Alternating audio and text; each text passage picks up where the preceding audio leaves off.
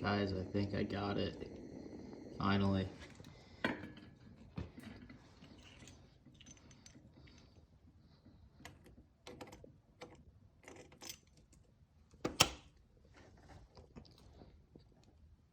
It's moving.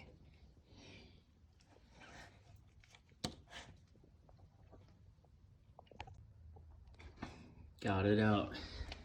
So honestly, the secret on the exhaust to get the stud out was using candle wax. I kid you not. What I did is I heated up the stud.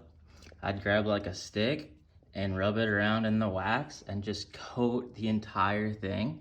And apparently that helps it like suck in all the wax, and it works better than most lubricants. So it took me like 2 days, but alas, we got her. Let's go.